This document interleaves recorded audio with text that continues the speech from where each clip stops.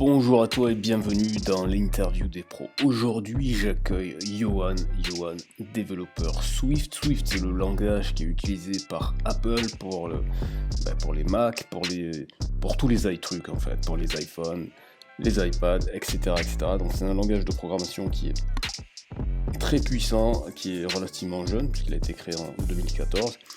Et Johan va te partager dans cette interview son expérience de la programmation qui date depuis le lycée en fait. Et surtout ce qui est intéressant, c'est qu'il a une expérience de la programmation qui a été concrète dès le début. Il a toujours fonctionné par projet.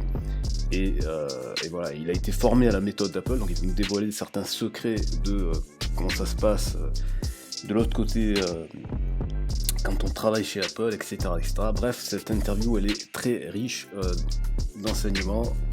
Johan, c'est quelqu'un qui est très actif, qui est un entrepreneur, multi-entrepreneur, un serial entrepreneur à succès. Bref, sois très attentif parce qu'il va partager beaucoup de choses de son expérience, donc tu as beaucoup à apprendre. Et en fin de ce podcast, je te ferai une petite proposition. Voilà, je te souhaite une bonne interview et je te dis à tout à l'heure.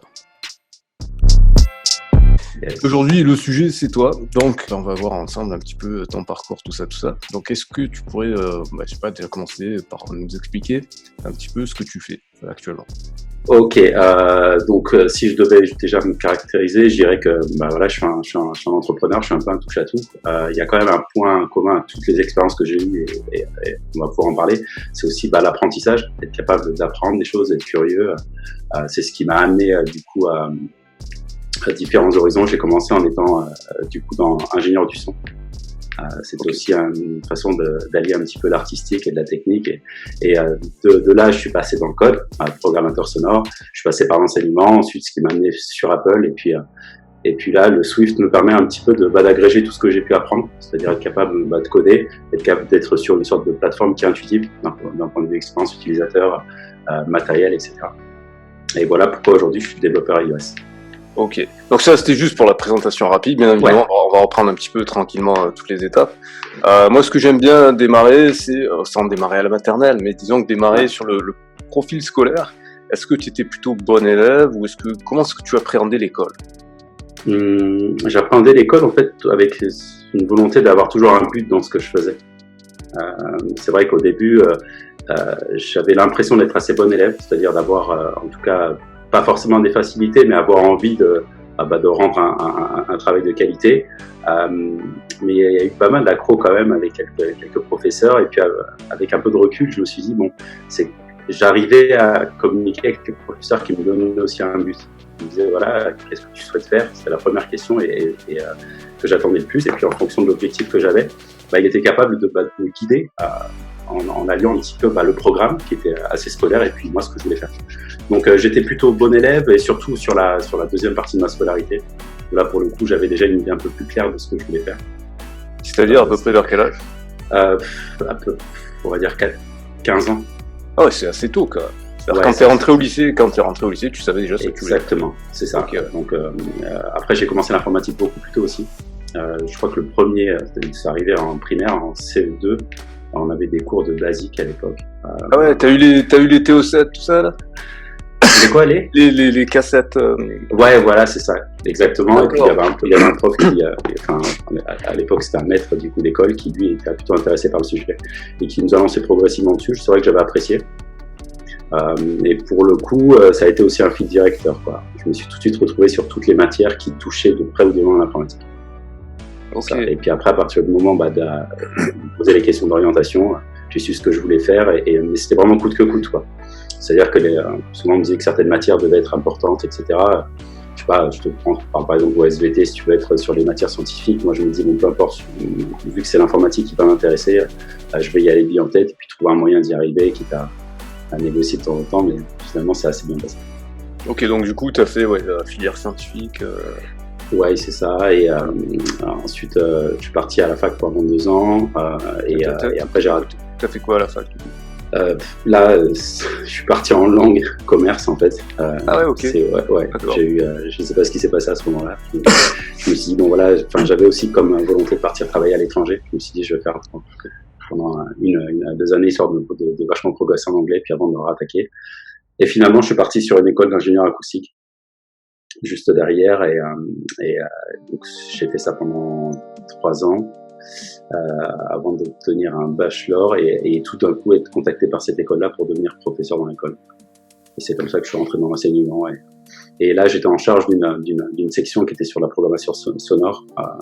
Typiquement, c'est être capable de programmer des synthétiseurs, la musique électronique aussi. Donc c'était vraiment, ça alliait un peu tout et c'était quelque chose qui me convenait.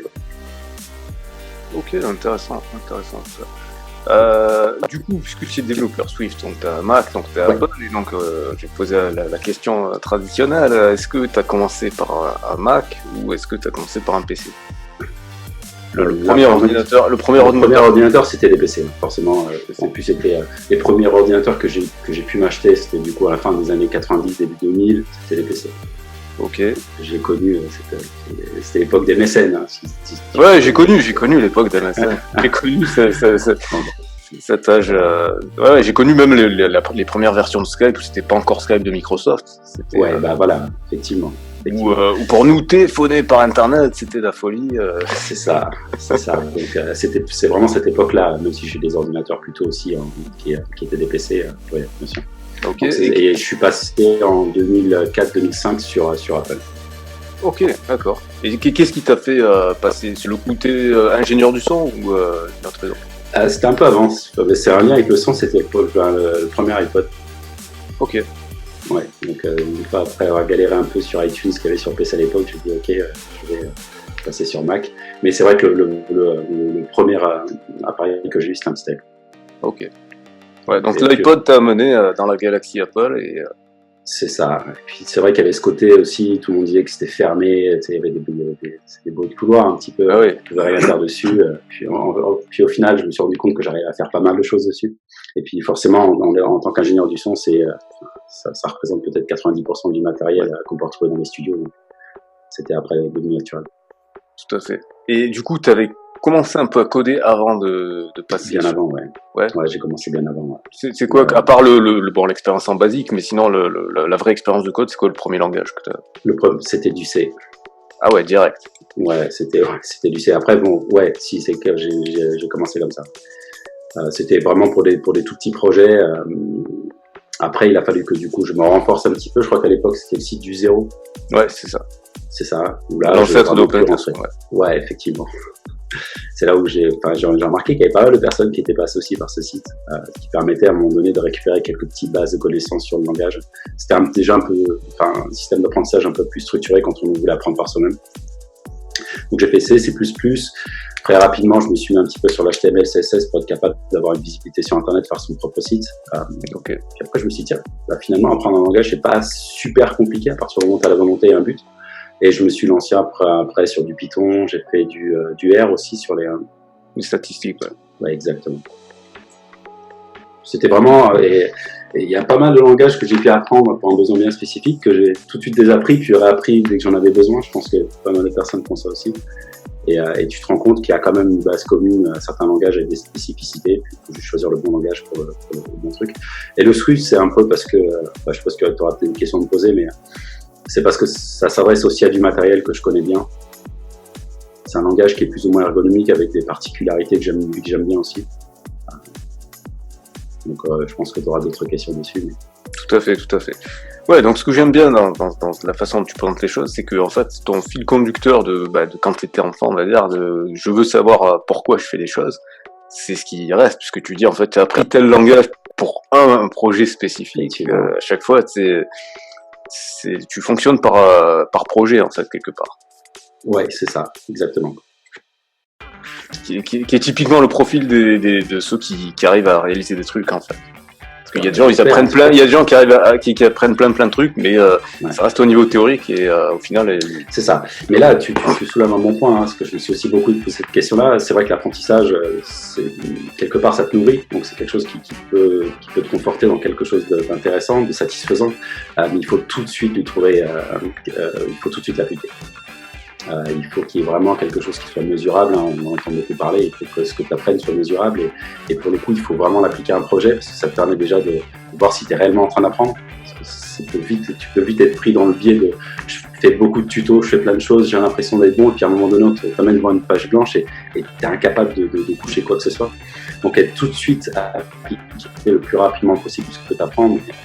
J'imagine que c'est quelque chose que tu enseignes aussi, je crois, beaucoup, donc tu vas forcément en parler, mais c'est un élément hyper déterminant et ça, je l'ai appris un peu plus tard, c'est vrai, tout de suite appliqué, mais pour le coup, dès que tu as un bon objectif, c'est toujours plus simple d'appliquer. Ouais. Ok. Et donc, du coup, tu es venu au Swift, mais est-ce que tu es passé par la phase Objective-C ou pas du tout? Non, pas du tout. Et c'est bien que ça. Ouais. Mais je fais de l'Objective-C maintenant. Je suis arrivé là dans une boîte là, depuis le mois d'août où ils m'ont dit ok, du coup je suis en presta pour eux et ils m'ont dit ok, il faut on a une bonne partie du code il y a un legacy important qui est en Objective-C. Je dis ok, pas de problème, on va voir ce que ça donne. Et en réalité, c'est plus les 3/4 du projet qui est en Objective-C, mais en réalité, il m'a fallu peut-être une semaine et demie pour capter la logique du truc et commencer à insérer du code soit en Swift, soit en Objective-C. Donc là, pour les toutes nouvelles briques, j'ai décidé de les faire en Swift, mais il faut forcément avoir une interopérabilité qui est importante. Tout cet aspect-là à couvrir. A priori, il y a quand même des points communs. Ok. Mais voilà, donc l'Objective-C, je peux m'estimer aujourd'hui assez à l'aise, mais je préfère quand même le Swift. Ah oui, clairement. L'Objective-C, c'est une sorte de relique du passé, quoi. C'est ça. C'est ça. Et puis surtout quand tu travailles pas mal de bibliothèques maintenant qui sont développées en Swift, il y a quelques petits soucis. On ne mise plus trop sur l'Objective-C. Ok. Et du coup, t'as abandonné le web ou tu fais encore un peu de... Non, après le web, c'était vraiment pour me faire une vitrine, parce que j'avais, un petit POC à faire sur un petit projet ou autre chose. C'était juste pour ça. Avant je crois que le dernier projet que j'ai dû faire, ça devait être juste en WordPress, il fallait aller assez vite pour le faire. Mais le web, non. Dans ma précédente startup, il y a eu pas mal de web qui ont été faits, mais ça a été fait par d'autres développeurs. D'accord. Toi, le web, ça t'intéresse pas trop, en fait? Non, pas spécialement. Pas spécialement. Enfin, juste parce que le mobile peut-être m'intéresse un peu plus. Et on va dire d'autres aspects dans le code. Après le web, c'est juste pour me faire une vitrine avec un back-end très simple. Je peux pas dire que je suis vraiment performant sur le sujet. Et tu as déjà entendu parler un peu des gars qui ont fait des expériences de coder des sites web avec Swift? Ouais, absolument. Il y a 2-3 personnes assez influentes sur Twitter qui le font. Il y a des résultats qui sont vraiment intéressants. Je crois qu'il y a un qui s'appelle John Sundell qui est assez connu, qui lui a refait carrément son propre site en Swift. Ouais, pourquoi pas. Mais après, je suis quand même assez attaché au développement mobile de par l'expérience utilisateur. Donc, ce qui fait que peut-être qu'un jour, si je suis censé faire peut-être un portail, le faire en Swift, faut voir ce que ça donne. C'est un challenge. Est-ce que à terme, on n'est pas en train d'arriver à une sorte de fusion entre le app web, app mobile? Est-ce que c'est pas en train de converger vers pratiquement la même chose? Je pense. En tout cas, d'un point de vue expérience utilisateur. Après, il faut voir aussi en fonction des. Là, par exemple, sur ma dernière startup, on avait différentes cibles pour un même produit. Et en l'occurrence, je te détaillerai un peu plus, mais vu qu'on s'adressait au recrutement et que les recruteurs sont souvent à recruter aussi derrière leur ordinateur, ont besoin d'avoir des outils qui sont sur leur ordinateur, etc. Donc, il fallait une version de notre application sur le web. Donc, d'un point de vue de cette cible-là, ouais, c'était intéressant. Par contre, le temps de développement pour pouvoir être multiplateforme était vraiment trop important. Donc, là où une application, si on avait travaillé sur un langage qui permettait de travailler sur toutes les plateformes, je pense notamment à du Flutter, qui est aussi une partie web, une partie app mobile, Android et iOS, ça aurait été intéressant. Donc là où je te rejoins, c'est vrai qu'avoir une fusion, un même langage qui permet de travailler sur 3 plateformes totalement différentes, ouais, c'est une grosse plus-value, surtout quand on monte une startup et qu'on n'a pas beaucoup de moyens. Donc je pense que ça peut être tiré par cette volonté-là, en tout cas. Ouais, parce que j'ai entendu même ça existe. On peut coder maintenant en Python, par exemple, on peut coder des applications mobiles en Python. JavaScript aussi. Donc, je veux dire, les langages sont de plus en plus comme ça, en mode couteau suisse, quoi. Ouais, c'est ça. Style, comme on dit, ouais, ça peut être, ouais. Puis, ouais, c'est intéressant. Et puis, ce qui fait qu'on n'est pas obligé de réapprendre un autre langage qui travaille en natif et soit hyper lourd, parce que tu as une marge de progression qui est assez longue. Et surtout que tu es obligé de d'être spécifié. Enfin, moi, si je travaille sur Swift, je travaille que sur de l'iOS et c'est une niche. Ce qui fait qu'aujourd'hui, c'est une niche qui me permet d'avoir du travail, pour le coup. parce que c'est assez j'ai l'impression que je n'ai pas trop de temps à trouver un poste de ce type-là. Bah oui, il y a pas des masses de gens qui codent en Swift finalement. Hein. C'est ça. Et par contre, si on me demande par exemple d'être sur d'autres, je sais pas, du React Native ou genre d'autres choses, là ça va commencer quoi. Ça, mon profil il passera pas. C'est sûr. Moi j'ai entendu dire pas mal de développeurs qui sont un peu frileux d'aller vers Swift en disant ouais mais Swift c'est attaché à Apple, si un jour Apple il coule, bah voilà, ce sera mort ou des trucs comme ça. T'en penses quoi? Je pense qu'ils ont raison d'un côté. Après Apple ça reste une grosse machine. Fait que ils auront le temps de voir venir si vraiment ça coule. Après, c'est quand même un état d'esprit quand t'es développeur Swift, de par la posture que tu dois avoir, des connaissances aussi qu'on va te demander d'un point de vue expérience utilisateur, connaître très bien l'écosystème Apple. Souvent aussi, vu que le parc Android est beaucoup plus répandu que le parc iOS, quand tu sais que tu vas forcément être dans un projet si le projet a les moyens d'investir sur Swift, c'est que c'est un projet qui va être aussi important, qui va être gros. Donc on va attendre de toi quand même en tant que développeur que tu aies pas mal de compétences quoi. Enfin, c'est vraiment donc si vraiment ils veulent se lancer là-dedans, il faut y aller plein de billes. Faut pas y aller en mode frileux du genre je vais faire ça va être un petit side project ou un petit programme, un petit langage de programmation que je vais apprendre et je vais me lancer dans un petit projet, etc. Je suis pas sûr que ce soit le bon pari. Donc, je sais pas si vraiment je réponds à ta question, mais... Ouais, donc en gros, ce que tu dis, c'est que si quelqu'un qui veut s'engager dans Swift, il faut s'engager à fond, quoi. Il faut s'engager à fond, c'est ça. Il faut s'engager à fond. Il faut aussi être bon d'un point de vue développeur, pas uniquement sur ton langage, mais sur la façon dont tu vas travailler dans l'équipe. Si tu risques d'arriver sur une petite équipe, moi, par exemple, je arrive sur une équipe où là, je prends une posture de lead. Forcément, c'est une petite équipe, j'ai un peu d'expérience, etc. Et c'est ce qui leur a séduit dans mon profil. Par contre, si j'avais été un développeur qui connaît Swift depuis très peu de temps, qui a besoin d'avoir une marge d'apprentissage, etc., c'est beaucoup plus compliqué de trouver du boulot. On attend de toi une expertise qui est autre. Je l'ai ressenti comme ça, perso. Ok. On va revenir sur ça, mais là j'aimerais d'abord revenir un petit peu sur ton expérience de formateur. Parce que c'est dit à un moment donné que tu as enseigné. Est-ce que tu peux nous expliquer un peu dans quel contexte ça s'est passé, dans quel état d'esprit tu étais avant, comment est-ce que ça s'est passé, et comment est-ce que tu as eu cette opportunité et quelle expérience tu en as tiré? Déjà, ça reste une de mes meilleures expériences, qui m'a en tout cas le plus apporté. Je suis arrivé un peu par hasard, je t'ai raconté un peu que je suis arrivé dans cette école où du coup, je me suis vraiment retrouvé entre le côté un peu artistique, je faisais un peu de musique et le côté un peu technique, il y avait de la programmation, il y avait pas mal de choses et du coup, dès qu'on arrivait des périodes d'examen, j'aidais pas mal de collègues, de camarades, leur poser des questions, etc. Et je me suis rendu compte d'un truc, c'est quand tu les aides comme ça, mais ça te permet d'apprendre un peu mieux, parce qu'il faut vraiment que tu sois un peu plus précis dans tes explications, et le fait de reformuler me permettait d'apprendre mieux, donc c'était du coup bénéfique pour moi, et peut-être un peu aussi pour eux. Et je pense que ça a dû se voir, il y a des cadres à l'époque de cette école-là qui l'ont vu, puis à un moment donné, ils m'ont rappelé, quelques mois après la fin de la formation, et ils m'ont fait cette opportunité-là, du coup j'ai accepté, je me suis retrouvé du coup à enseigner à des élèves qui étaient post-bac, la moyenne d'âge devait être à 25 ans. Et du coup, c'était une expérience intéressante parce qu'il a fallu en plus faire des programmes pédagogiques. Et, il a fallu être plus que béton sur les sujets aussi que j'allais aborder, sur des sujets d'informatique où du coup il fallait programmer des synthés, c'était limite en binaire, etc. Où il fallait être hyper cadré. Et puis quand tu as 8 heures de cours dans la journée, tu te dois d'avoir un contenu qui soit adapté. Et je sais plus où j'ai lu ça, il y a une citation qui dit qu'enseigner, c'est apprendre 2 fois. Là, pour le coup, j'ai même appris plus que 2 fois. Donc, ça m'a permis vraiment de monter en compétence sur plein de choses. Aussi de devenir aussi un peu facilitateur. C'est-à-dire, à un moment donné, me poser la question de qu'est-ce qu'ils ont besoin d'apprendre en face, et est-ce que je suis la bonne personne déjà pour y arriver, et de quoi j'ai besoin pour y arriver, etc. Donc, pour prendre le fil conducteur de l'objectif, il était là, mon objectif. Ça m'a permis ensuite de me rendre compte qu'il y avait différentes façons d'apprendre, différentes façons de recevoir aussi un message. Dans tous les cas, c'était vraiment limite du cas par cas. Donc j'ai fait ça pendant 3 ans et demi, 4 ans dans cette école-là, et je suis parti faire une intervention dans un Apple Store à Paris, c'était à Opéra à l'époque, qui eux avaient besoin d'un intervenant sur un sujet qui était, je crois, le Logic Pro, etc. Donc moi, j'étais franchement jamais rentré dans un Apple Store à Paris à cette époque. Donc je suis arrivé, donc j'ai assez impressionné par le lieu.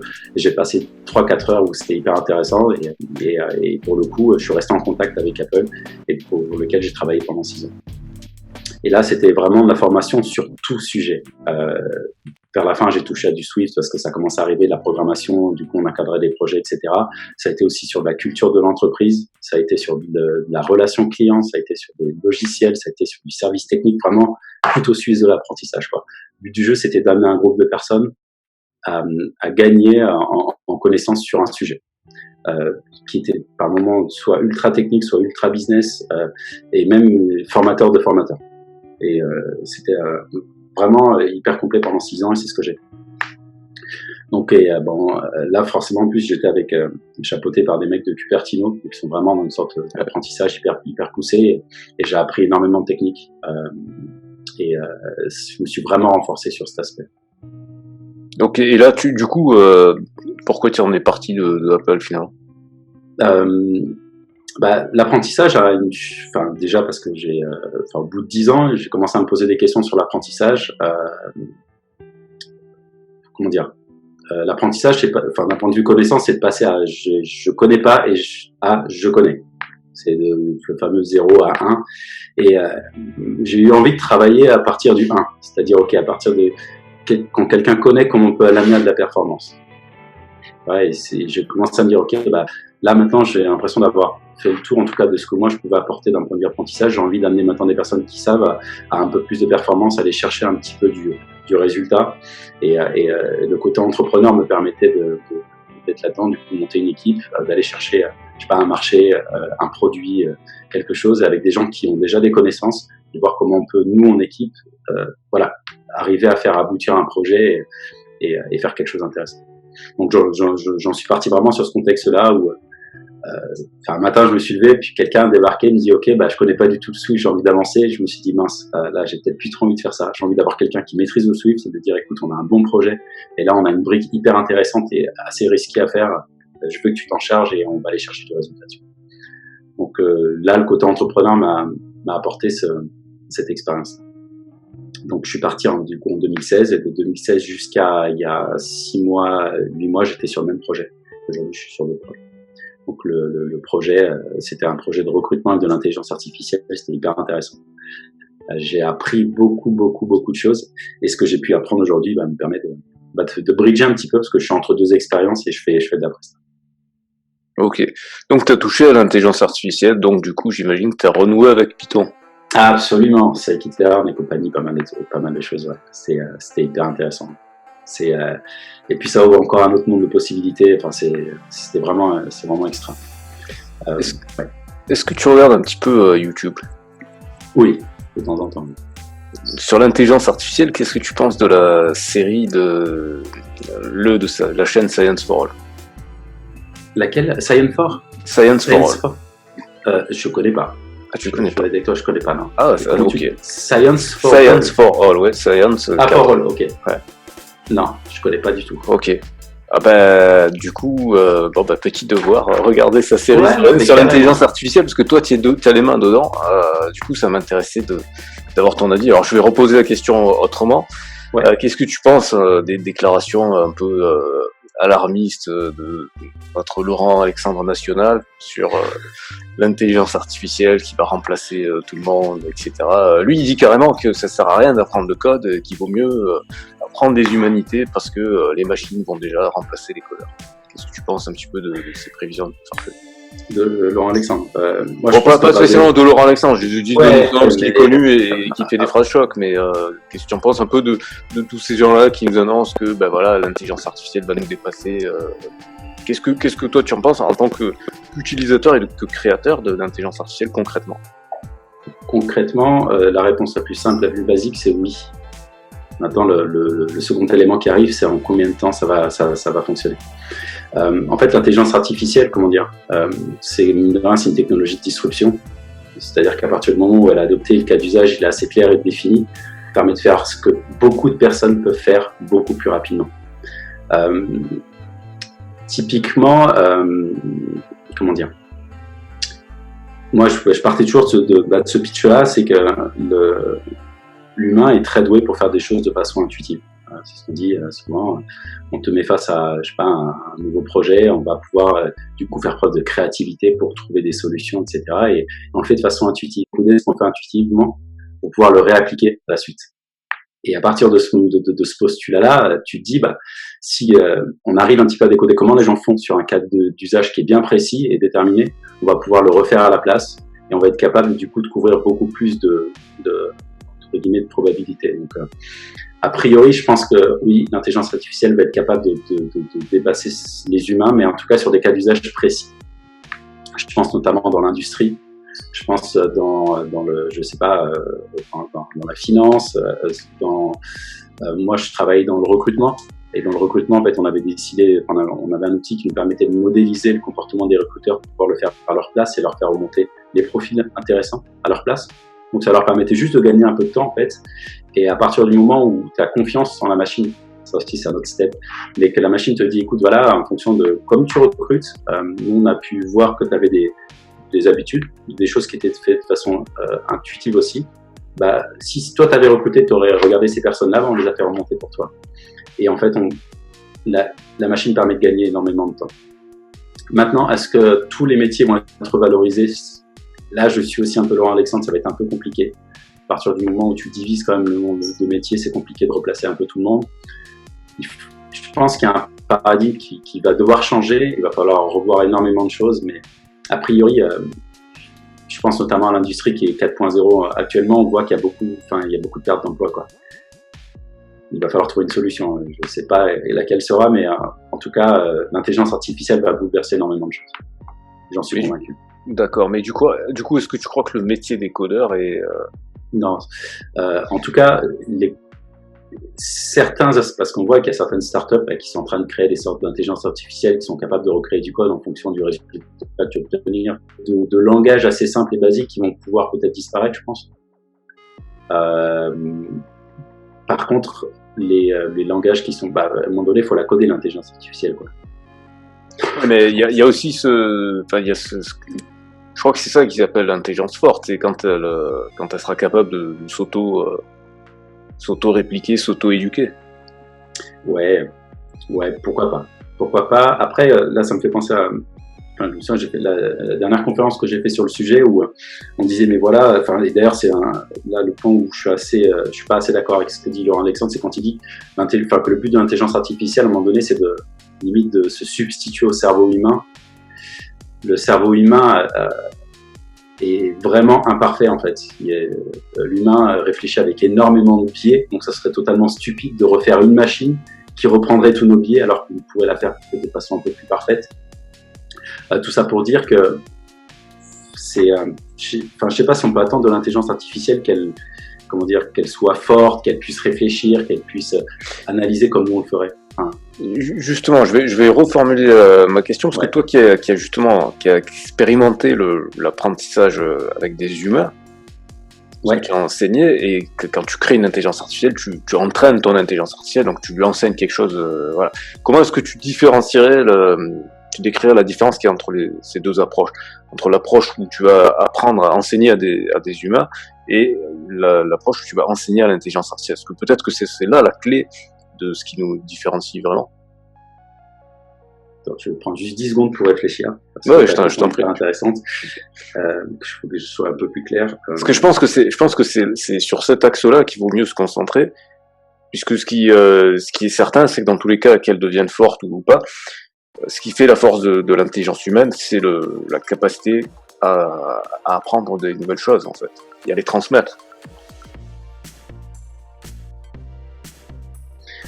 Je sais pas, en toute première intention, le travail qu'on est capable de faire avec l'intelligence artificielle, c'est-à-dire de lui donner un résultat et ensuite de lui demander quel algorithme nous permet d'obtenir ce résultat-là, on est clairement au-dessus de ce qu'on peut attendre de la part d'un humain. Et si tu prends d'un point de vue management,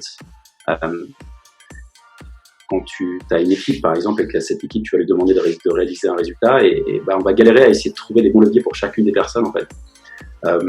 Donc, si vraiment on avait, je sais pas, si aujourd'hui je manage une équipe et que je veux obtenir un résultat commercial, par exemple, et que je sais que cette personne aura besoin de cet algorithme-là pour y arriver, cette personne parce qu'elle est un petit peu plus dans l'empathie aura besoin de cette méthode-là pour y arriver. Méthode, algorithme, je fais le parallèle. Si j'avais les clés de chaque personne, en fait, ce serait parfait, en fait. Sauf qu'aujourd'hui, on est capable, entre guillemets, de le faire à petite échelle avec l'informatique, de se dire, OK, on a vu que pour cette configuration de produit, dans cette configuration de pays, on va faire passer ça dans une machine qui va nous dire, voilà quels aspects marketing vous devez mettre en place pour que ça marche. Et on se rend compte qu'on arrive à obtenir des super résultats et surtout qu'on est capable d'avoir une boucle de rétroaction qui, au fur et à mesure du moment où on commence à passer en production, on se rend compte qu'il faut faire des réajustements. La machine est capable de le faire, là où l'humain, on sait que le changement, c'est hyper compliqué chez l'humain. Ouais, ça c'est clair. Et c'est ce qui fait justement la force du deep learning, c'est d'être capable d'avoir cette boucle de rétroaction qui va, en fonction du résultat que j'obtiens, va le remodifier. Donc là, sur ce point de vue-là, je mettrais un plus 1 pour la machine, quoi. Mais maintenant, on est tellement balbutiement tellement loin de ce qu'est capable de faire des humains performants que c'est encore trop tôt de penser que le changement est pour demain. Mais le jour où ça passe, ça risque d'être compliqué pour l'humain. T'es plutôt en mode utopique ou dystopique? Totalement dystopique. Ah ouais? Ouais, complètement. Ouais, complètement. En fait, j'ai du mal à imaginer En fait, là, je vais revenir sur une vue qui est très personnelle d'un point de vue entrepreneuriat, qui est très française aussi, et qui est très, parce que c'est un peu la mode en ce moment, avec tous les noms d'accélérateurs, etc. Les levées de fonds qu'il y a, le fait que l'État aussi investisse dans des startups et compagnie. Et je me rends compte que souvent, ils investissent quand ils ont des points de convergence avec certains projets, etc. Je pense notamment à certains grands groupes qui accompagnent des startups. Ça leur permet, entre guillemets, d'étoffer leur offre, etc. Et par moments, ça se transforme même en une sorte de salariat un peu déguisé, tu vois. C'est un peu... ça permet d'avoir du sang neuf et d'avoir des idées neuves. Mais si ces idées neuves sont tout de suite rattrapées par le système qui est un peu en place et que ces idées neuves arrivent à voir le jour, si elles confortent des idées qui sont en place, le changement va être beaucoup plus compliqué. On part dans une utopie. Je pense que, par exemple, les grosses technologies vont nous permettre de changer les choses, mais si ce sont les mêmes acteurs qui poussent les mêmes technologies, j'ai du mal à voir tout de suite le changement immédiat. Tu vois, je sais pas, par exemple, si demain j'ai une super idée qui va permettre, d'avoir un canal d'information qui puisse concurrencer un petit peu les médias, la presse, etc., et que j'arrive à avoir énormément d'utilisateurs sans être contrôlé par le système en place, c'est hyper compliqué, quoi. Je sais pas si je fais je crois que t'es un peu câblé blockchain aussi, je crois. Ouais, j'ai essayé, tu m'as devancé, c'était les prochaines questions que j'allais te poser. Ouais. Et du coup, blockchain, voilà, je fais un système décentralisé d'information et compagnie, totalement indépendant. J'arrive à avoir de l'usage, j'arrive à avoir énormément de monde là-dessus. À un moment donné, je pense qu'il y a des gens qui vont venir t'approcher, qui vont peut-être de façon très intelligente te proposer de rentrer au capital, d'injecter beaucoup. Ouais, ils vont racheter le truc. Ouais. Voilà. Ils vont racheter le truc, oui. Bah, on le voit, c'est ce que tente de faire Libra. Hein. C'est Facebook. C'est ce que Facebook fait. Il a senti que la crypto, c'est un secteur qui allait échapper au contrôle, donc il a essayé. Mais là, tu vois, le revirement, il y a des gens qui se sont barrés. Hein. C'est vrai. Donc c'est plus si sûr. Moi, quand j'ai entendu cette annonce, je me suis dit, allez, c'est fini, les cryptos, c'est plié. Facebook a mis la main dessus. Et il y a une sorte de rébellion. Il faut que ça tienne. Ouais. Il faut que ça tienne. Donc, je suis dystopique, ouais. Après, j'aimerais aussi porter des projets, observer des projets qui sont portés, qui changent vraiment les choses comme il faut, dans le bon sens, etc. Je suis vraiment dans cette volonté-là. Mais je pense qu'il va y avoir une petite lutte, quand même. Mais pour le dire vulgairement, est-ce que tu penses qu'on n'est pas en train d'assister à une sorte de presque de divergence d'espèces au sein des humains, entre ceux qui comprennent ce qui se passe et qui ont les moyens même de développer ce genre d'application, et ceux qui deviennent d'une certaine manière les cobayes de ces nouveaux outils? Ouais, je pense quand même. Je pense, après, je pense qu'on peut faire mieux que ça aussi. Je pense que le système actuel crée aussi des cobayes. On voit au sein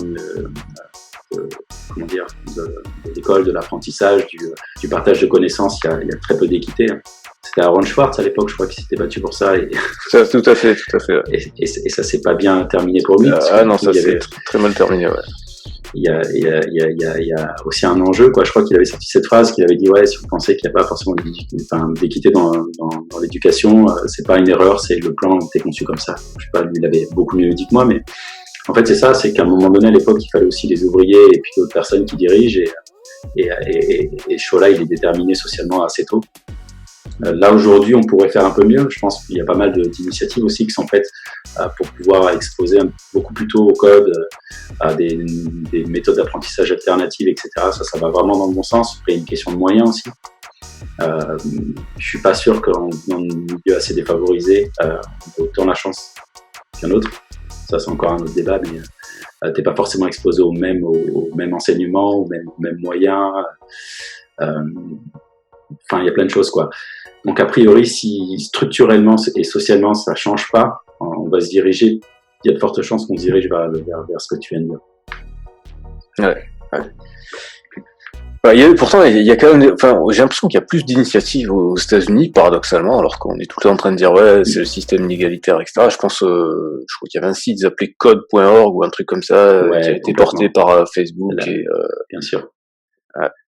Mais il n'y a pas trop ça en France, ça prend pas. Et puis en France, il y a un niveau comment dire, il faut aussi que les personnes qui portent ce type de projet-là soient assez à l'aise avec l'informatique, quoi. Et en France, encore une partie de la population qui a vraiment du mal avec l'informatique. On le voit quand ils décident, par exemple, de faire uniquement telle déclaration via Internet, etc. Ça propose pas mal de, il y a pas mal de tollés, en fait, ou pas mal de personnes n'ont pas le même niveau de maîtrise de l'informatique. Après, je sais pas comment ça se passe aux États-Unis, mais il y a aussi cet aspect-là. Si aujourd'hui tout le corps qui régit l'éducation nationale est un petit peu réfractaire, ne serait parce que pas forcément parce qu'ils connaissent pas trop l'informatique ou etc. Ça va être très compliqué aussi à faire avancer. Et puis après, il y a aussi culturellement, les États-Unis c'est aussi un pays de conquête. Forcément, aller chercher les choses. L'informatique est aujourd'hui un moyen de conquérir des marchés, ce genre de choses. Peut-être plus simple pour eux d'accepter l'idée. Ok. Et du coup, que tu bosses chez Apple, que tu as bossé chez Apple, que tu es plutôt dans les technologies Apple, est-ce que tu as pensé est-ce que tu as été tenté ou approché par des entreprises, par des postes aux États-Unis, en fait? Pas aux États-Unis, de faire le pas, mais après, oui, ça reste en tout cas dans le CV, et pour plein de raisons, en tout cas, un point fort et qui me permet, c'est facile en fait, je me présente près d'une entreprise, je suis un ex-Apple et je leur explique en quoi je pourrais être performant pour le poste et c'est vrai qu'il y a une barrière que je passe beaucoup plus facilement quand même. Mais vraiment à juste titre, professionnellement, j'ai beaucoup appris de par leur méthode. Il y a du pour et du contre, mais en tout cas comprendre pour quelles raisons ils agissent. Tout à l'heure, je parlais de culture de l'entreprise, donc culture d'entreprise qui est très forte, mais qui est vraiment poussée à l'extrême. Souvent, tu vois, avant d'entrer chez Apple, j'entendais parler qu'Apple était une secte. Tu l'as peut-être déjà entendu. Ouais, il y avait même eu un docu Arte là-dessus, je crois. On est pas loin de la vérité. Ouais, donc tu disais que Apple, tu confirmais que c'était vraiment quasiment une secte, quoi. Ouais, clairement, mais en tout cas, mais vraiment, là tu m'entends bien. Hein. Ouais, là je t'entends. Ouais. En fait, il y a tout un tas le management, les petites actions qu'ils peuvent faire tout au long de la journée, leur façon de se parler, les mots qu'ils utilisent, tout est pensé. Il n'y a rien qui est fait au hasard, en fait. Et pour le coup, c'est pour amener les gens je sais pas, par exemple, au bout de 5 ans, tu reçois un cadre, donc, ce qui paraît anodin, mais en fait, le cadre a une signification. Il y a plein de choses, en fait. Et dans ce cadre, il y a des choses qui sont écrites. Ils veulent créer telle ou telle émotion chez tel ou tel employé pour soit le garder, soit le faire partir. Enfin, tu vois, il n'y a rien qui est laissé au hasard. Et je l'ai vu sur certaines personnes qui ont quitté la boîte, pas forcément dans de bonnes conditions. Tous l'ont extrêmement mal vécu, comme sortir d'une communauté, limite, voilà. Donc c'est assez, je m'étendrai pas trop sur la question, mais c'est pour ça que je dis qu'il y a du pour et il y a du contre. En tout cas, d'un point de vue management, j'ai appris beaucoup de choses, mais surtout la limite entre ce que tu te dois de faire quand tu as des employés et ce que tu dois pas faire, très clairement. Ouais. Il y a des choses qu'il faut pas faire. Ok. Et toi, oui, puisqu'on n'avait pas trop discuté de ça, comment est-ce que tu as été amené à rentrer chez Apple en fait? C'était, j'ai un peu évoqué tout à l'heure, mais c'était suite à la formation que j'ai faite à l'Apple Store. C'est-à-dire que tu avais payé une formation ou t'étais, non, j'ai donné une formation. Tu étais formateur à l'Apple Store, c'est ça? C'est ça. On avait été contacté, mon école avait été contactée. D'accord, ils étaient venus te chercher dans l'école, d'accord, ok. C'est ça. Et après, là, en ce moment, j'habite à Bordeaux, depuis quelques années, et du coup, en arrivant sur Bordeaux, je savais qu'ils avaient une antenne là-bas, et je leur ai dit, bon, est-ce qu'il y a possibilité de bosser? Puis à l'entretien, ils m'ont dit comment ça s'est passé à l'Apple Store ce jour-là, puis ça s'est bien passé, puis ok, c'était plié. Ok. Ça s'est bien goupillé, on va dire. Ouais, mais à la base, c'est parce que tu avais été repéré par ton école, par ton travail. C'est pas totalement le hasard non plus. Oui, effectivement. Je veux dire, tu l'as quand même bien provoqué. Je veux dire, c'est pas ça y est. Ouais, en fait, les choses sont bien goupillées. Ok. Ouais. Ah, mais c'est intéressant ce que tu évoquais comme ça en interne. Ok. Donc là, du coup, ce qui t'anime en ce moment et ton futur proche, je dirais, c'est ce côté entrepreneurial d'aller chercher des défis, en fait. C'est un peu ça. C'est ça. Ça a été ça, déjà, comment dire, la première boîte que j'ai fait, du coup, en début 2016, qui était, du coup, cette start-up, c'était vraiment le défi de me dire, ok, je vais monter un produit. Il y a une technologie qui m'intéresse, qui est l'intelligence artificielle. J'ai un petit cas d'usage, je vais monter une équipe et puis on va aller voir ce que ça donne sur le marché. Aussi clair que ça. Et ensuite, il a fallu monter une équipe avec des compétences qui soient complémentaires, aller chercher.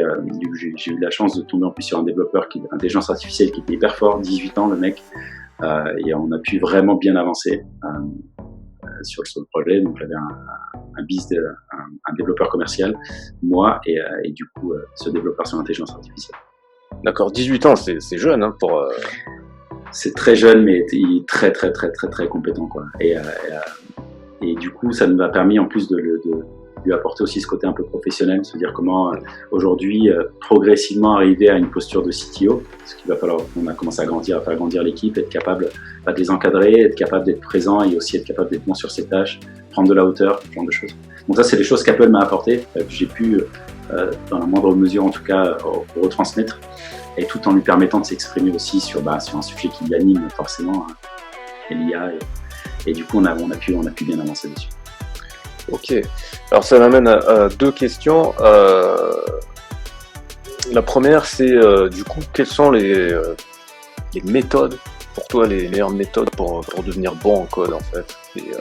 Et la deuxième, en fait, tu as déjà répondu, parce qu'en donnant ton exemple de ton gars qui a 18 ans et qui est déjà au top en intelligence artificielle, ça répond à la question qu'il n'y a pas d'âge pour être bon. Ouais. Donc on va se préoccuper sur la première. Donc quels sont les... Mais sur la seconde, j'aurais des choses à dire aussi. Mais ce qu'il faut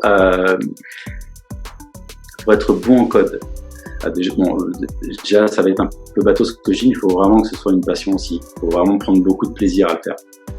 C'est important, mais de se dire, parce que j'ai croisé aussi certains profils qui se disent, ok, c'est le développement, il y a du travail, je vais faire une petite formation rapide, financée par Pôle emploi, je vais me lancer dedans, je vais faire de l'argent. Il faut aimer ça, il faut profondément aimer ça, parce que pour le coup, à partir du moment où tu vas commencer à travailler pour de vrai dedans, ça va être assez compliqué.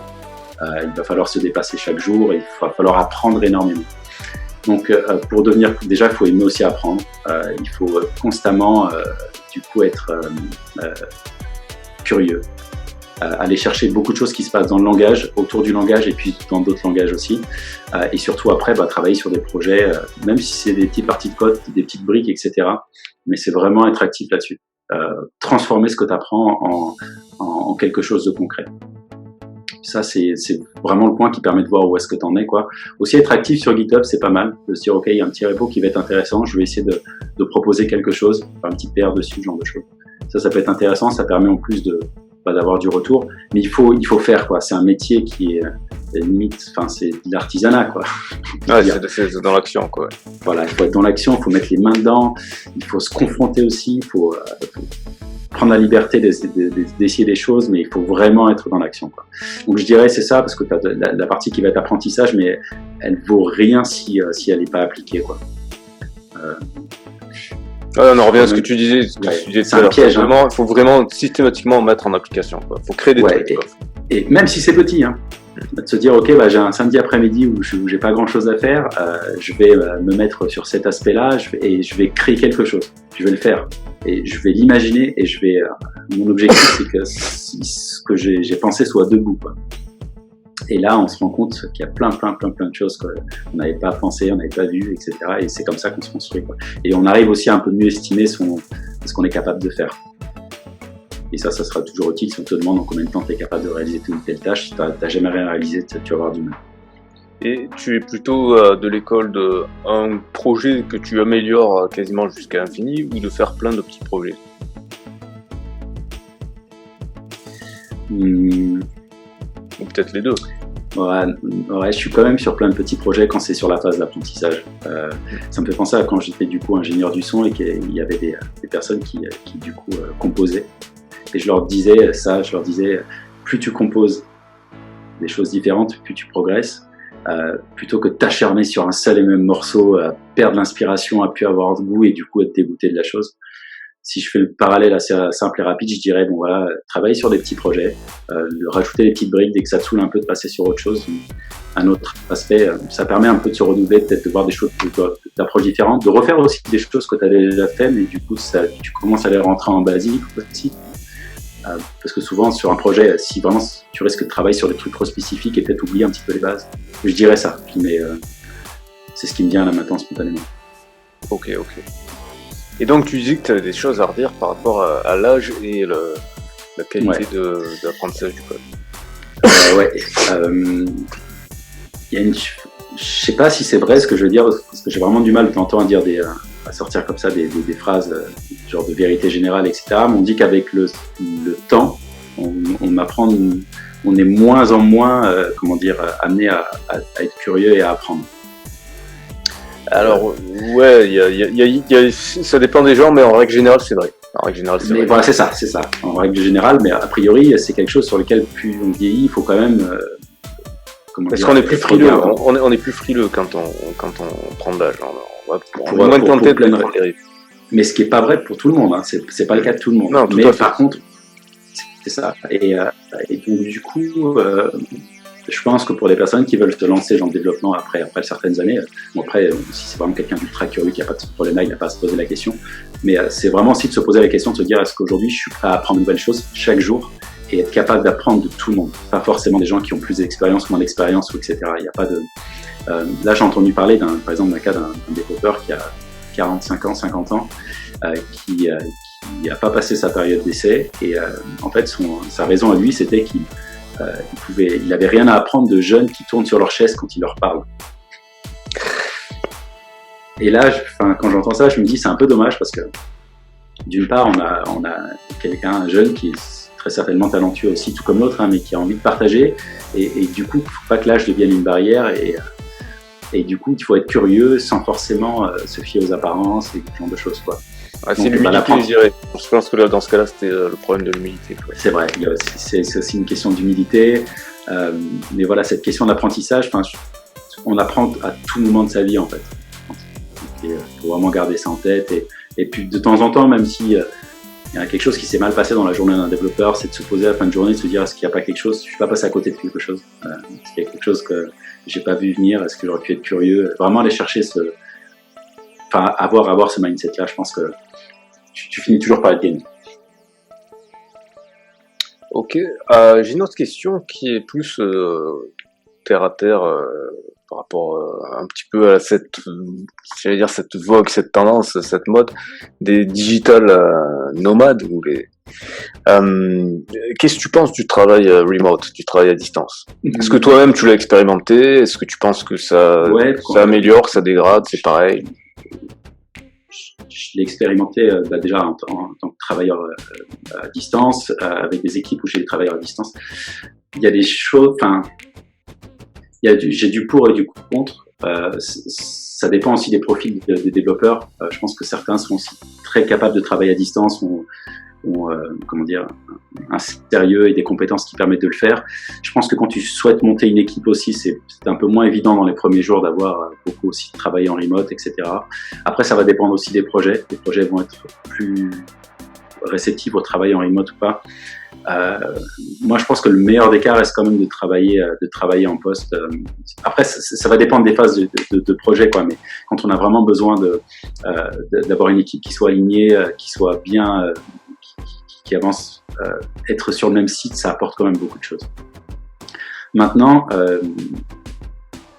mieux vaut avoir 3 devs remote hyper talentueux qui communiquent bien à distance plutôt que des personnes qui sont dans le même bureau et qui fonctionnent pas trop, quoi.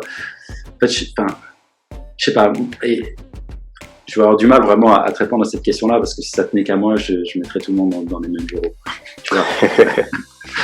Mais par contre, je suis pas contre que des personnes, à un moment donné, avoir de la flexibilité, être capable de prendre quelques journées de travailler un peu à distance, mais qu'on maintienne quand même la communication via le Slack, etc. Mais ça apporte quand même beaucoup d'être aligné, de se voir, d'échanger, d'avoir une communication libre. Même si tu peux faire, par exemple, comme tu dis, du Zoom à distance, ce genre de choses, c'est pas toujours, en tout cas de mon point de vue, parce que je pense que certaines personnes font d'énormes boîtes avec des travailleurs en remote, etc. Et ça va aussi avec leur management, avec plein de choses. Enfin, c'est quoi. Moi, typiquement, avec ma façon de voir, je serais peut-être un peu moins remote. Mais je sais pas s'il y a une règle. Hein, je dirais que en France, le remote est pas trop véritablement répandu, hein, quand même. Ouais. Ça reste timide. Il y a des gens qui commencent à en parler, mais c'est pas. Là, par exemple, là, dans la boîte dans laquelle je suis, ils font pas mal de remote, etc. Mais après, là, tu soulèves le truc, c'est peut-être aussi le climat français qui fait que, parce que je vois que, par exemple, il y a certains chefs de projet qui disent, ouais, mais voilà, quand tel et tel dev sont en remote, on n'arrive pas à bosser avec eux. Alors, je suis même pas sûr que ce soit vrai, en fait. Et donc, peut-être que les habitudes de travail qu'on a ici sont une sorte d'obstacle au travail en remote, et c'est possible. Il y a beaucoup, en fait, chez les employeurs, le côté de remote, il va se rouler les pouces. Ouais, c'est un peu ça. Et clairement, quoi. Et je pense qu'il y a une partie de la mentalité aussi à faire évoluer, qui évoluera peut-être aussi. Hein. Oui, puisqu'en France, on est plus sur le côté à l'heure plutôt que sur le côté du résultat, en fait. On va regarder est-ce que tu as fait tes heures comme tout le monde ou pas, tu vois. C'est ça. Mais ça, c'est particulier. Hein. Il faudrait voir. Je sais pas s'il y a une étude qui a été faite sur. Il y a plein de spécificités dans ce pays, en France et dans d'autres pays aussi. Mais ouais, c'est ça. C'est à l'heure. C'est de se dire, ok, si je pars à -2, est-ce que je vais être mal vu ou pas? C'est ça. C'est trop ça. Et au final, tu dis, c'est ridicule. C'est ridicule, oui, surtout que tu vois, il y a des gens qui développent des stratégies pour faire semblant d'être occupés, je veux dire, c'est complètement ridicule. Mais il y a ça, et il y a la caractéristique une sorte l'aspect très politique dans les entreprises en France, quoi, tu vois, de copinage aussi, tu vois, c'est très, mais c'est des règles, il faut apprendre à jouer avec aussi, mais c'est pas évident. Après, dans le code, c'est vrai que je le remarque, par exemple, la boîte dans laquelle je suis, ils font appel à des prestats qui sont sur des technos bien spécifiques, et en réalité ils sont pas exactement travail à l'heure, parce qu'ils savent très bien qu'il est à -10, si tu pars, c'est que tu vas pas te relancer dans une tâche, dans quelque chose. Donc il y a au moins cette volonté là, mais quand même tu le sens quand même un peu. C'est quand même quand tu peux partir un peu avant, t'entends, mais t'as la belle vie, toi. Ah tiens, t'es déjà en week-end, enfin, tu vois. C'est marrant. Et tu as déjà été tenté par des aventures à l'étranger? Non, mais après, tu sais, j'ai une vie de famille aussi, et du coup, c'est ce qui fait. J'ai une fille, elle a 10 ans, et à part énorme opportunité, hein, tu vois, qui fait que ça devient tout d'un coup toujours tout de suite plus simple de partir avec tout le monde. Sinon, non, pour cette raison-là, non. Et après, je me suis aussi dit, à un moment donné, si j'ai besoin d'aller travailler dans d'autres marchés, le marché européen, etc., je pourrais éventuellement le faire au travers d'un produit que j'aurais créé ici. C'est comme ça que je me suis aussi rassuré sur cette question-là. Et sinon, le move, il aurait fallu que je le fasse beaucoup plus tôt, en tout cas dans mon contexte de vie. Ok. Tu disais tout à l'heure que tu avais bougé à Bordeaux. À la base, tu venais d'où? Région parisienne. Ok. Ouais, j'étais en région parisienne. Enfin, j'ai grandi à Orléans, donc une ville centre, avant de finir du coup mes études sur Paris, d'y travailler, et puis de redescendre ensuite sur Bordeaux il y a un peu moins d'une dizaine d'années. Ok. Et du coup, entreprendre à Bordeaux, ça a été aussi hyper cool, quoi. C'est une ville qui est assez dynamique sur ce sujet-là, donc c'est bien passé. Ok, est-ce que tu aurais un message à faire passer pour, je sais pas, les gens qui soit veulent se reconvertir, soit qui veulent découvrir le code, un conseil ou... Le conseil, le premier conseil, c'est vraiment d'être curieux toujours sur l'apprentissage, quoi. C'est vraiment d'apprendre, de se renseigner de comment font les gens, comment les choses fonctionnent, ce qu'il y a derrière des technos, de pas rester aussi sur l'information qui est évidente. Je pense notamment prendre un langage, c'est bien de le faire sur des tutos, c'est assez simple, assez ludique. Ça peut être bien de t'entendre aller regarder la doc, de questionner aussi beaucoup. De se dire est-ce que la doc elle est bien conçue ou pas, si oui ou non, pourquoi, qu'est-ce que j'aurais aimé avoir dans cette doc, etc. De se faire confiance. Et le second message, c'est aussi lié un peu au syndrome de l'imposteur. C'est-à-dire qu'on peut aujourd'hui attaquer le code à n'importe quel âge, tu seras forcément légitime à partir du moment où tu as quelque chose à apporter à un projet et que tu as cette volonté-là. C'est vraiment la chose qui est le plus importante et que tu as envie d'apprendre, bien entendu, à ce que j'ai dit. Et a priori, on peut pas forcément, on peut pas reprocher à quelqu'un de vouloir faire ce métier-là quand il a envie de le faire. Très clairement. Donc ça, c'est vraiment le message. Il dit qu'il n'y a pas forcément, là on a parlé, il y a quelques codes, etc., mais il n'y en a pas tant que ça et que tout est possible, quoi. Ok. Quoi dire? Oui, une question qui revient assez souvent, on remarque, c'est il y a plein d'offres d'emploi où ils disent développeur junior, mais avec 2 ans d'expérience, etc. Comment hacker ce problème-là, de cette espèce de paradoxe de on vient d'apprendre et forcément on n'a pas d'expérience, et comment trouver le premier job en fait? Ouais. Là, la question qu'il faut se poser, c'est pourquoi ils mettent ça sur les offres d'emploi, en fait. Tu vois, en fait, ils disent ça parce qu'ils ont besoin ils ont besoin de pas perdre leur temps au moment de voir des gens en entretien. Et ils se disent qu'au moins, avec l'expérience, ils vont pouvoir avoir quelqu'un qui va être capable de parler le même langage qu'eux, peut-être mieux les comprendre le projet et que ça aille un peu plus vite. Pour ça, moi, ça m'est arrivé de postuler avec beaucoup moins d'expérience que ce qui était établi. Mais par contre, j'ai bossé mes entretiens, j'ai bossé la boîte dans laquelle que j'allais voir, j'ai bossé aussi mes discours. Quand je me suis ramassé avec une boîte, j'ai appris de ce qu'ils voulaient. Je me souviens d'un entretien que j'avais fait avec un lead développeur, c'était plutôt bien passé, donc j'ai fait un test technique. Sur le test technique, j'avais clairement pas le niveau de rentrer dans cette boîte-là, mais c'était pas le but. Par contre, je lui ai posé toutes les questions sur ce qu'il aurait fallu que je fasse à ce moment-là, quoi. Et en fait, c'est à un moment donné de se dire, ok, pendant l'entretien, je vais le bosser. Je vais bosser aussi la façon dont j'explique mon code, donc je travaille mon code, etc. Enfin, je vais leur expliquer que en fait, c'est juste de présenter les choses sous un angle favorable, quoi. J'ai une histoire à raconter par rapport à ce que je sais faire et par rapport à ce que je peux apporter à la boîte. Même si j'ai pas 3 années d'expérience, je montre que je suis à l'écoute. Je montre ce genre de qualité-là. D'une part, en face, ils perdent pas leur temps, et d'autre part, même si je suis pas pris, j'apprends des choses. Donc, après, il faut pas rester forcément factuel sur ce qui est écrit sur les offres d'emploi, quoi. Il faut vraiment aller. Et là, ça va reprendre ce que je disais au début, mais se dire, ok, ce que je disais dans l'apprentissage. Tiens, je me permets juste de faire une petite. Je change un peu le sujet, mais qui va reprendre mon propos.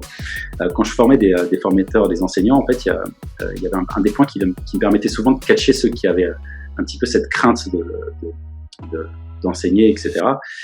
Et en fait, je remarquais souvent que les gens se posaient des questions sur est-ce que j'ai suffisamment de connaissances, est-ce que j'ai suffisamment d'expérience, est-ce que je serais légitime, et ils se posaient plein de questions, mais par rapport à leur propre personne. Et je disais, en fait, quand t'enseignes, ton point de vue doit être inversé. C'est plutôt en face, qu'est-ce qu'ils ont besoin de savoir. Et c'est tout, en fait. Et quand t'arrives en entretien, c'est la même chose. C'est pas te dire, est-ce que j'ai 1 an, 2 ans, 3 ans d'expérience, c'est aujourd'hui, de quoi eux en face, ils ont besoin, quoi. Et par rapport à ce dont ils ont besoin, voilà ce que moi je peux apporter. Et si cette proposition-là, elle est intéressante, je serai pris. Mais par contre, quand tu te poses cette question-là, il se passe quelque chose, c'est que du coup, l'entreprise se sent assez valorisée, a un effet miroir qui se crée. Tiens, en face, ils trouvent ce qu'on fait, c'est intéressant, ils veulent intégrer notre boîte et ça crée un élan dynamique qui est beaucoup plus positif dans l'entretien. Donc, pour revenir à ta question, c'est comment le syndrome de la poule et d'œuf. Ouais, faut vraiment s'orienter à qu'est-ce que je peux apporter, de quoi ils ont besoin, en fait. Voilà, en tout cas, c'est ce que je donnerais, quoi. Et après, faut travailler en conséquence. Bien sûr. Et justement, ça me permet de conclure sur cette question. Quel est, selon toi, le nombre d'heures de code requis pour pour atteindre un bon niveau. Je parle en termes nombre d'heures quotidiennes en fait. Quelle est, selon toi, une bonne pratique de code? Est-ce qu'il faut coder 6 heures par jour, 8 heures par jour, 12 heures par jour? Pour atteindre, quand tu dis, qu'est-ce que tu entends par bon niveau? Pour que tu sentes que tu es prêt pour aller attaquer les offres d'emploi, quoi, par exemple. À partir du moment où tu débutes, c'est ça? Ouais, c'est quelqu'un qui se dit bon allez, je veux bosser dans le code. Quel rythme il faudrait qu'il prenne? Je vais être assez difficile, entre 5 et 8 heures par jour. Okay. 5 et 8 heures par jour à être dans le bain du code, hein, parce que bien sûr t'es pas constamment en train de taper, c'est pas possible, mais voilà, où tu te poses des questions sur différentes architectures, tu te poses des petits algos, tu te lances sur certains petits projets, tu fais de la revue de code, tu échanges avec des gens, etc. Mais ça doit être entre 5 et 8 heures. Tu dois prendre cette résilience-là, quoi, à être confronté à ce métier-là sur une quantité horaire qui est importante. Quand tu vois qu'à Epitech ou à 42, ça passe à 12-15 heures par jour, à 10 heures par jour, et ils forment des développeurs résilients. Et là, c'est vraiment un plus. Donc je pense qu'en dessous de 5 et 8 heures par jour, si tu as le temps de les faire et que tu les prends pas, ça va être très compliqué. Ça peut être très compliqué, je pense. Tout ça pour dire qu'il faut en manger, quoi. Mais d'un point de vue large, hein, tu vois, ça va être à un moment donné se poser la question sur son IDE, comment il fonctionne. Est-ce qu'aujourd'hui je peux pas apprendre mes petits raccourcis Vim pour aller un peu plus vite lorsque j'édite mes fichiers, etc. Donc il y a du pur code, mais il y a aussi tout ce qui est autour, mais baigner, prendre plaisir à le faire.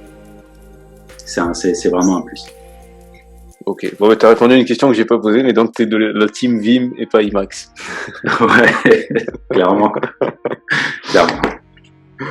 Ok, écoute, Johan, merci beaucoup pour cet entretien qui était... merci à toi. Et merci à toi, j'espère. Si les gens veulent te contacter, LinkedIn Ouais, LinkedIn, ouais, ça fonctionne bien. Après, ouais, LinkedIn, c'est bien, ça marche bien. LinkedIn, c'est bien. Ok. Ouais, c'est en tout cas un endroit où je suis tout le temps disponible, comme tu as pu le voir d'autres jours. Mais merci en tout cas à toi, parce que c'est vrai que tes questions sont très, très, très précises, pertinentes, etc. Et donc toi, si j'ai besoin de suivre ton actu, si tu as besoin de suivre mon actu, je mettrai un lien vers ma newsletter, hein, c'est le mieux en fait. C'est de rejoindre carrément ma newsletter, c'est mieux. laurentgarnier.podia.com.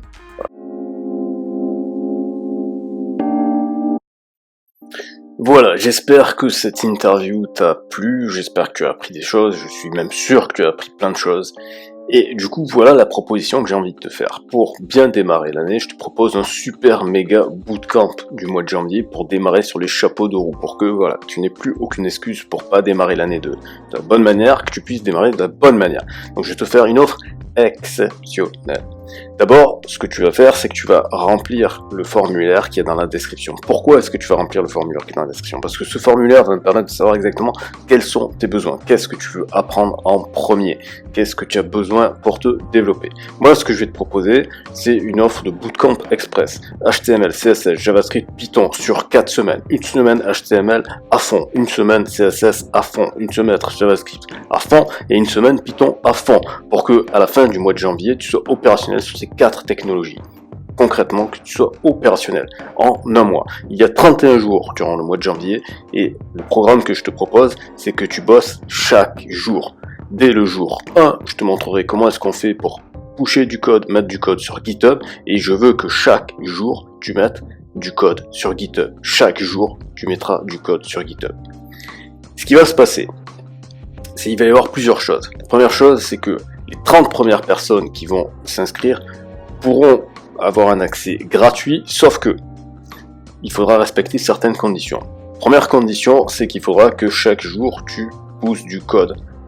Et donc j'aurai la preuve, parce que quand tu mets du code sur GitHub, et en fait il y a la date et il y a l'heure à laquelle tu mets du code. Et on voit aussi les modifications que tu as faites. C'est-à-dire que tu peux pas juste dire je me connecte, je pousse du code et j'ai mis juste une ligne de code. Non. Il faudra, chaque jour tu auras une mission à accomplir et il faudra que ta mission soit accomplie, sinon ça sera pas validé. Donc si tu valides toutes ces missions donc durant ces 31 jours, alors tu seras remboursé. Parce qu'en fait oui, ce sera pas totalement gratuit, ce sera gratuit que si tu accomplis la mission jusqu'au bout. C'est-à-dire que je vais te demander un paiement de 31 €, et si j'ai la preuve, et donc j'aurai la preuve parce que tu devras, c'est le jour 0, tu devras créer ton compte GitHub, etc. Et donc si j'ai la preuve que tu accomplis toutes tes missions tous les jours, tu seras remboursé de tes 31 €. C'est-à-dire que, imagine le truc, tu vas accomplir ces 31 missions, donc ça veut dire que tu vas monter en compétence, ça veut dire que tu seras à l'aise sur ces 4 technologies, et en plus tu seras remboursé, donc c'est-à-dire que tu n'auras même pas payé.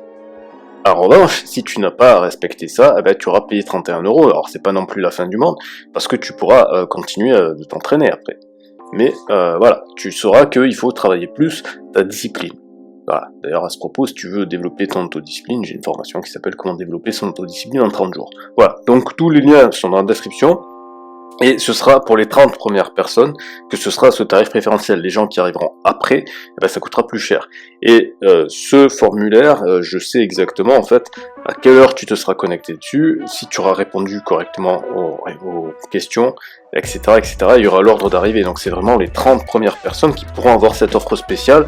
Les autres, eh ben, ça commencera à 31 € quand même, et progressivement, je augmenterai le tarif. Voilà. Je te remercie pour ton attention. Rejoins la newsletter si tu veux être au courant de toutes les modalités, par écrit. Et surtout, remplis le formulaire le plus rapidement possible, ça te coûte 0 € et ça ne prend aucun risque. Bonne journée à toi, ou bonne soirée selon l'heure à laquelle tu écouteras cette vidéo.